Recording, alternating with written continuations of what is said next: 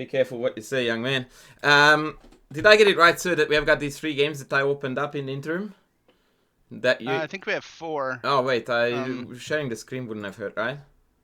Yeah. Yeah, that would be a nice touch. Okay, well, I suppose, yeah. Okay, so April 4. Yeah. Whoa, Yep. that's gonna be a big busy day then, because I even planned a game for us today to go through that is not even us.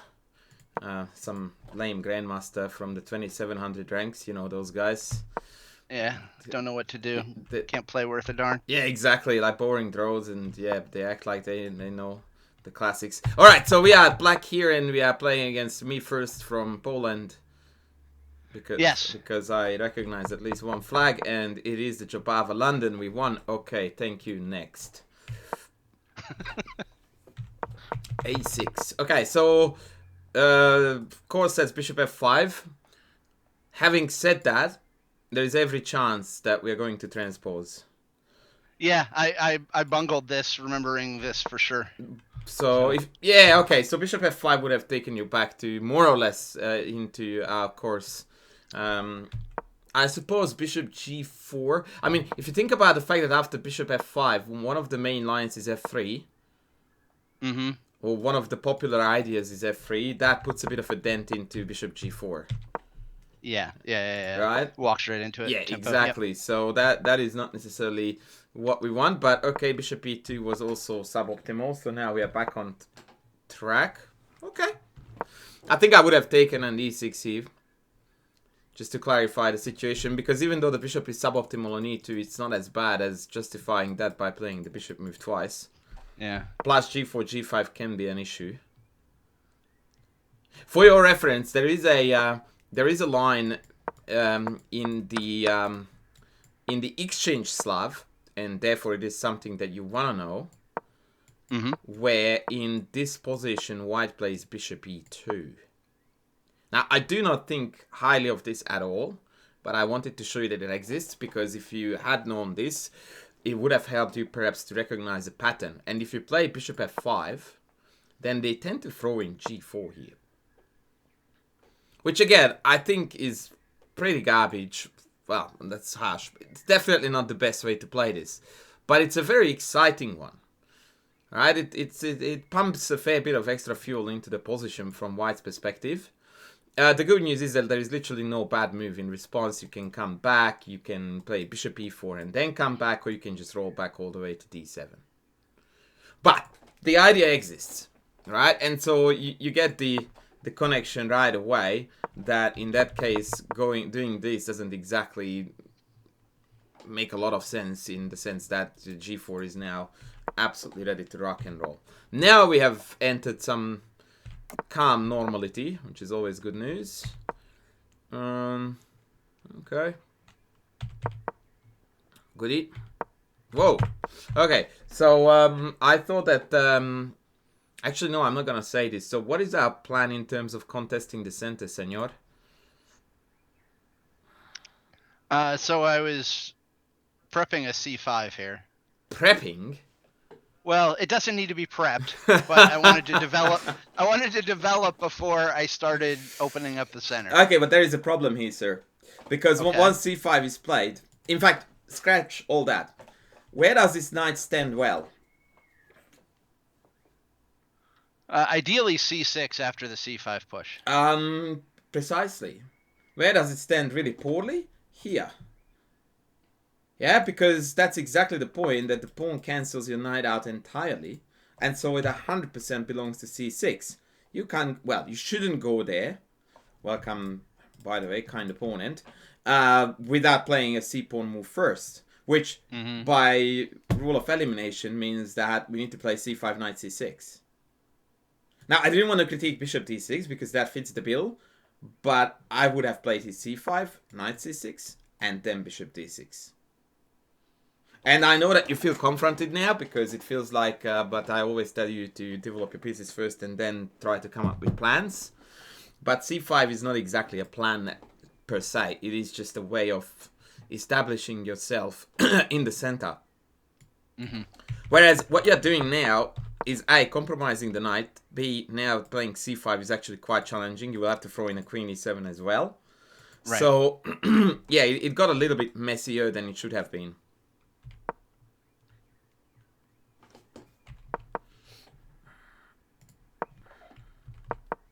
Okay.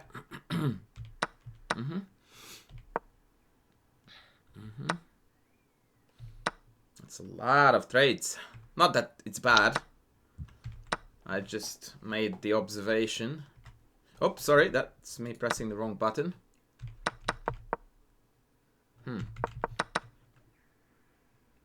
You know, Derek, I was thinking here that this looks very logical, right? Knight takes that is. But if I take with the knight and d is a tempo, you will have to go back with the bishop. Queen g4, we can't castle because of bishop h6. Right?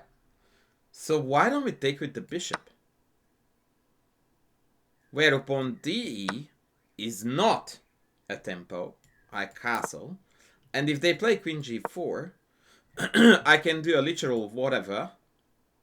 I'm not sure what said whatever would be. Probably queen e7. I will get to that in a second. But even the obnoxiously ugly king h8 is on the menu. And my argument is that this is an overgrown pawn. Right? So there is no debate here as far as I'm concerned about giving up bishop for knight, because your knight has a glorious future here. I'm not so sure about the bishop. So I feel like here there is a very good argument to be made for taking this with the bishop. I'm curious to see how you disentangle this. Oh, by the way, I wanted to show you this. So the idea was that take castles. The reason why I said, obviously, bishop h6 is on. The reason why I said queen e7, because I got obsessed with my own genius, the non-existing one, Right. about this f5 counterthrust that hits the queen and defends the pawn. I was a bit reluctant to go down this path because it trades off this pawn that was slightly weak in my book. But this tempo, potentially followed by this tempo, made it way too attractive for me not to try to cash in on this, right? I wouldn't be surprised if there was some forced win here for black of something very close to that. Although, to be honest, I don't see one. But yeah, this is overall something that I would be keen to explore. And once again, failing that, the not so attractive king h8 also seems to sidestep the only trick they have. And then, positionally speaking, it's all about black, right? The engine, as you can see, is saying me 0.1. And I'm calling rubbish on that one. Queen e7, I'm curious how this line works. Yeah, f5, ef, knight f, queen g3. Did we have a missed win here? Not quite, but clearly black is better. Okay, good news. Good news that I haven't lost my magic touch yet. Alright, so back to the game. Oh, okay. So it got quite wild, actually. So we took back there and g5. Wow, Zers. I love that, Derek. I really do. That is high tea chess, the way we like it, man. That's remarkably fun stuff there. And I'm assuming that the longer term plan is to castle queenside and go gangbusters on the king side, right? Yes. Well, I don't know about the gangbusters on the king. It was definitely a castle on the queen side. Huh. And I wanted to.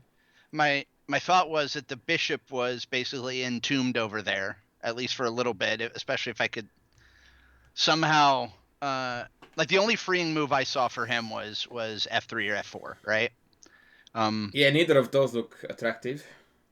Exactly. I think it worsens the position. So I thought if I could get queenside action in the meantime, while that was stuck over there, it did better for me than breaking up the king side. That was my thought anyway. Yeah, but if you are starting now queenside aggression, then where are you proposing to put your king? That's that gets dicey. Yeah, that's wherein lies my problem with this theorizing a little bit too heavily.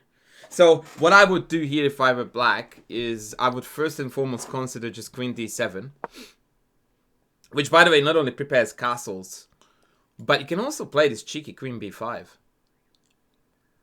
Because after the queen trade, this a file is gonna be absolutely golden. So I really do like this. And then depending on how they respond, then you can castle and then start action on the king side.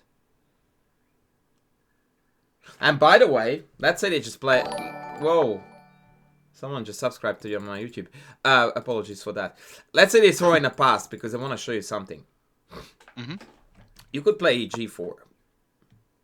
And the idea is, and I already contemplated it here, and perhaps it's playable here too, is that they can't push h4 because I'm covering it. So they have to do something about it, right? So if they take, and they take, then I again go queen d7 and castle, and I have an absolutely marvelous h5 to attack along. And now it's 100% guaranteed that they will have to do this awkward evacuation with f3, king f2. Now, I don't know how precise it is or how, you know, imminent this attack is, but I really do like black here a lot. And what I like about this idea is A, it's viciously aggressive, B, it has a very clear vision as to what we want to do, and it goes about it in the most aggressive fashion. Right? Because by now I'm seeing queenside castle. That to me immediately means we are going to have a go at each other's kings like mad. So if you follow that narrative, then the text move c5 makes no sense. Like, it just doesn't fit into what the script appears to be, right? In fact, it goes very, very strongly against it. Yeah. Like, objectively, this is a great move if your king is castled here, but since that boat has sailed, now I would be very much beginning to sharpen those swords and getting ready for battle. But yeah, I don't know, this g4 take queen d7 idea appealed to me a lot. And then castles and bring on the heat. I'm very curious what the engine says, but I'm telling you, I would likely do it even if the engine tells me that I'm a terrible chess player here. Or at all. But yeah, g4 is where all the deliciousness lives, in my opinion. And I wanted to get queued them with queen d7 to accelerate castles, because I thought that I could score a move on a meaningless one. I don't know, whatever. Like, let's say I can't really play a meaningless move per se. And then throw in g4, claiming that I'm a tempo ahead, because if they play h4, I might actually go back for the pawn. But maybe that's a bit pathetic. And if they take, then I'm a tempo ahead compared to where I was, because I didn't count this as a useful move for white. Yeah, but maybe I'm overdoing here the subtlety, and we just simply should. That's what I would do. I would just go g4 here. So I'm not a fan of c5, because I feel like we are now mixing 3 different ideas into one position, and it's more than likely gonna hurt us than not. By the way, if I were white, and no, actually no, stop this. I will tell you. You will tell me. What would you do if you were white?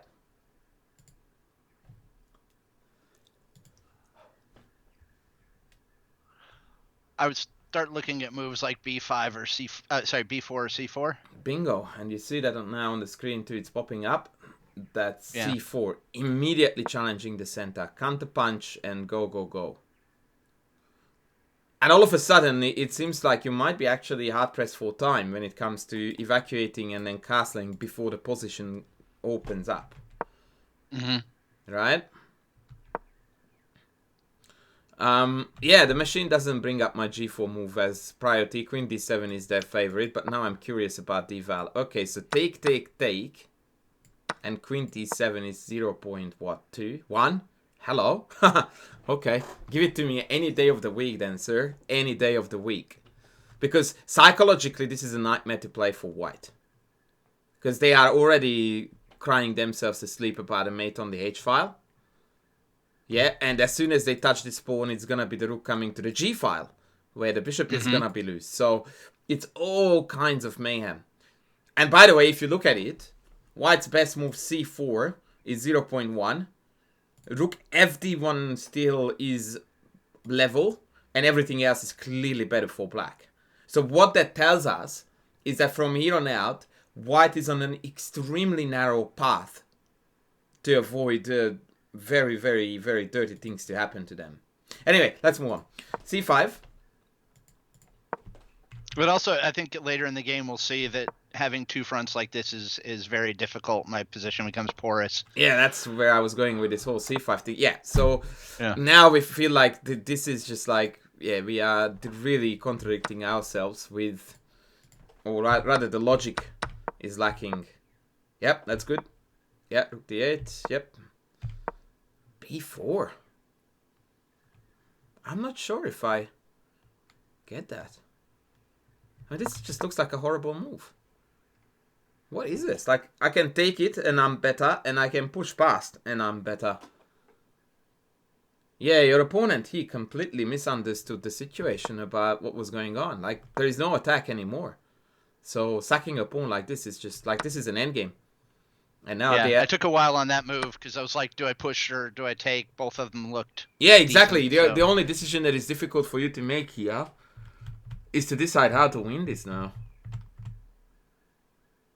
Well, I give him chances to win this, so hopefully, luckily, he sidesteps that. I tell you what I would do, which is quite a cheeky comment, by the way. I would do neither. I would play h4 here. Because I want to score this tempo so that this king is extremely awkwardly placed on the back rank, and if anything opens up, that's going to be now a motive that they have to reckon with. Mm-hmm. That's where my head is. And I wanted to throw it in as soon as I can. But probably it will be a possibility later and on as well. Yeah, this is terrible. He's dreaming about coming down here. But that's A, not going to happen. B, it's completely harmless. Yeah, this is why I wanted to throw h4 in. Yeah. That would have made a difference. But I don't think that there's any issues here whatsoever. And even he's still there. We should push that in. Although now we have to reckon with f5, but I can take it. So actually, no, this was your last good chance to play h4.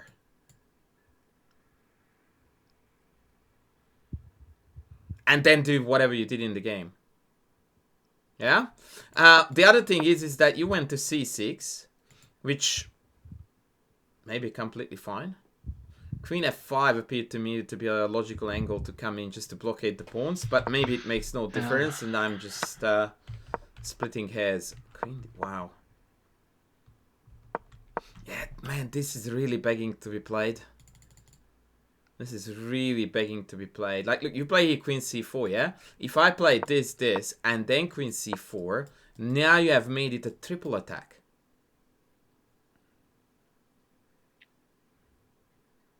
See, that has a far bigger oomphy effect. And of course, if they go back to h2, then again, the same issues arise than they would in the previous lines, that when the position opens up or when it comes to checks on the back rank, they are virtually mates. So it's like they can't ever abandon the back rank. Now, once again, I don't think queen c4 is wrong. I think we just could have made it better. And this was a miss, which I saw right after. Yeah, unfortunately, now we're a bit too late to the party with h4. So, yeah. I guess we have a fair few candidate moves here that look appealing. Which one is your favorite in hindsight?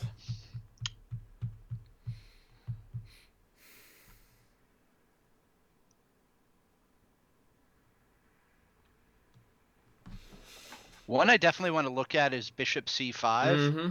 And I just can't help myself, man. But it's just keep on hurting me so bad. Like, if you had played this, there would be like every single line I can think of is superior for you compared to what it is now. Like, it's just crazy. Like, imagine if this had been inserted and now you're going for the check. Like, it's like the back rank mate is already written on the wall. It's unbelievable. Yeah.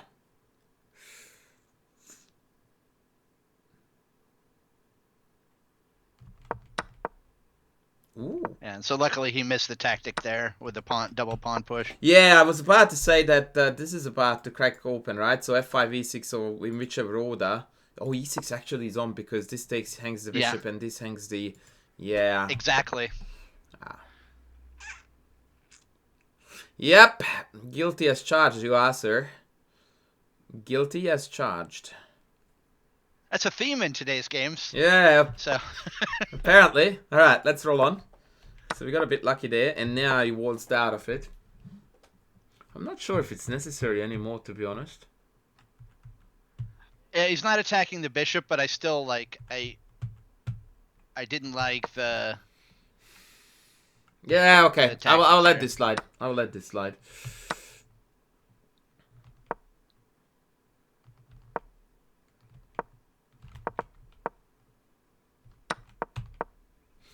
I was wondering if we could push this first. Maybe all the way and then take this.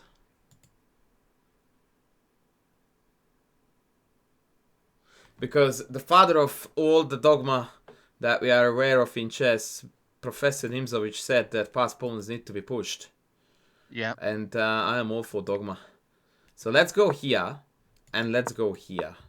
Because this ties them down like mad. And as I speak it, I realize that this is gonna be a serious fly in the ointment, man.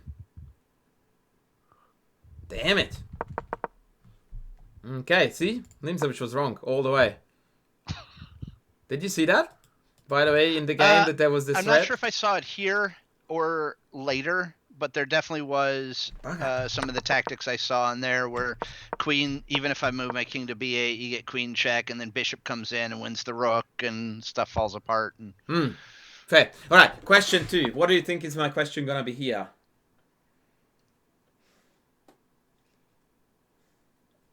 Something very annoying. We played bishop c5. What will coach's question be?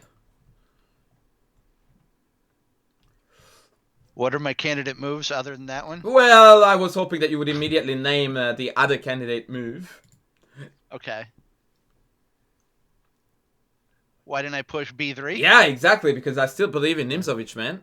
And your answer is? Obviously, it's gonna be a line. That proves b3 incorrect, right? Yeah. Nope, I didn't. I don't have a line there. Okay. Well, then give me one now, sir, please. Yeah, so if b3, if bishop takes, then I have bishop c5 after it. Whoa. Hold the fort. Hold the fort. Oh, no, I don't, because the rook's protected. Sorry. I was thinking if bishop takes. Yeah, I know what you meant, but let's just follow the logic of the push, yeah? The logic of the push is that whatever takes, you keep on pushing, right? Well, not whatever, but if bishop takes, push again. I mean, that's what we do. Pass pawns need to be pushed. So b3, bishop d4, b2. You continue that line for me.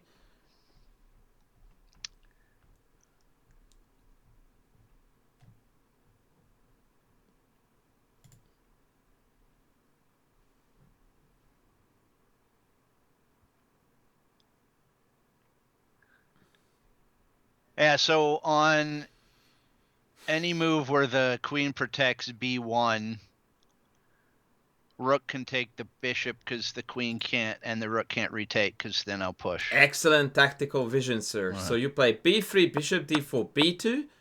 And now if they play whatever queen move to cover b1, you're going to have this tactic. Or you can reverse it, promote first, and then go in for the tactic, alright? Yeah. And mop up W. Thank you very much. So, good old Nimzovich comes to the party, sir. Yeah. Good old Nimzovich comes to the party. So that, I think, was a miss here to play bishop c5. We are defending something that needed no protection, and it delayed our pawn push. And now the light squared blockade is becoming quite a tricky one to break. Yeah, because now b3, rook b1, although it looks ugly as sin, I'm gonna give you that. But it seems like now it's a little bit better fortified. Queen a3.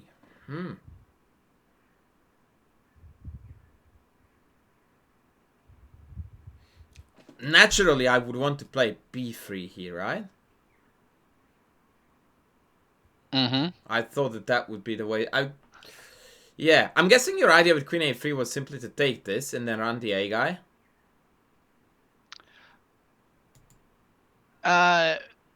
Yeah, I thought the queenside pawns were basically unstoppable if I could trade the queens off. Okay, It you know couldn't what? hold all three of those. I'm gonna go with your marvelous plan.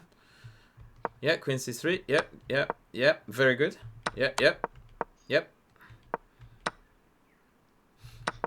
Yeah, it's somehow getting a little bit topsy-turvy.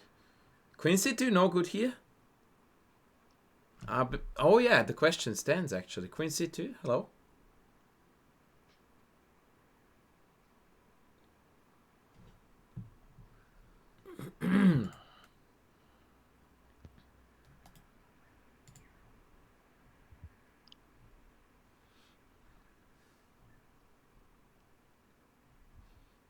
What's happening there, sir? Yeah, I'm looking at a few different lines here. So one is the more passive queen h5 Right? and push, and then eventually queen c1 is my idea there. Yeah, the problem, Derek, is that d2, yeah, and then queen c1 doesn't really create a threat. Unless you want to call Right, because this I a can't threat. take it. Yeah, Yeah, exactly. So yeah. here's where my head was. First of all, after queen c2, the first move I looked at for white was to counterattack the rook, because then I have chances of a Uh-huh. perpetual check. And then I looked at these two, and I noted that this is going to be royally painful. Yeah. Right? So then I went to moves like yours. And here too, I was considering immobilizing the entire white army with the mate threat, because now if queen goes back, I can take g2 and then pick off this cherry, right? And so I pretty Yeah. much concluded that rook g1 is forced. And now both white heavies are ridiculously misplaced. And now the further one is probably good to roll. Now white still has e6, e7, e8. So I might still need to come up with some goods. There was a plan B here for me, which I think is best, which is queen f2. But even here after... Yeah, now I can check this down. So yeah, I think this looks very, very promising here to go in for piece activity. This looks very good too, but yeah. If they allow queen e5... Yeah, okay. But this looks very clumsy. Unless, of course, there is some juicy stuff down here. But I would go b3. Yeah. Yeah, I didn't see any juicy stuff. I did the calculation of that before. No, nor do I actually. Nor do I, to Yeah. be honest. Like rook a8. Ooh, how did I do that? Please jump back. Oh no. Okay, I thought I messed with the size of the cut. Yeah, that's not gonna be a problem because there are not enough white pieces on the board. So yeah, this is just dreaming. So no b2 though? Uh, I wanted to. I thought this was a good dual purpose move. First it started. Controlled that and started adding mate threats, which come in handy later. It controlled the b1 queening square, and it also put more pressure on e5 because that's a mate. If the rook moves off and checks, and I dance around, he has one tempo to get back, or I'm going to force a trade of queens and Okay, I'm a little win. bit confused, Derek, here because yeah, because I am a man of logic when it comes to these endgames. So Fair. you're playing Yeah. b3, yeah? Uh-huh. If your next move is not b2 against anything I do with white, I am questioning what is going on. Right? And as soon as you play rook e1 here, I'm going to go like, hang on a second, how are these two coherent? And I heard what you said, don't get me wrong, but then my counter argument to that would be, if that's your agenda, why don't you play rook e1 here? Yeah. Like, you need to make up your mind whether you want to win this game by chasing the king out to the open and then hurt me like mad, or whether you want to promote a pawn. It seems to me that you want to have your cake and eat it too. Or, well, that's actually not the right analogy here, but you get my gist. Like, you're chasing basically two different plans, and whilst they complement each other somewhat, you're definitely not going to win because of the combined power of the two, if that makes sense. You're either going to promote or it's mate. If it's mate, it's not going to be promotion. If it's promotion, then we didn't need to chase the mate idea. I don't know how it's going to play out, but I find this odd. Like you're mixing two plans here. Wait a tick, what? By the way, ironically, if you had played b2, and that was something that I actually did have on my radar, after check here, there is no check. Yeah. Courtesy of your rock. So actually this is it. No more checks. See ya. Wouldn't want to be ya. Whereas after rook e1, you opened up a new rank for the queen to work on. So now you needed to find other ways to get out of this mess, which obviously is doable, but it's a little bit dicey-er than the other one would have been. Yep. And then your opponent blundered mate in two. Boy, that was a good fight there. It wasn't clean, but it wasn't awfully messy either. It was not like a to and fro white wins, black wins, white wins, black wins scenario. So I was quite happy with this actually. Yeah. All right, let's move on to next.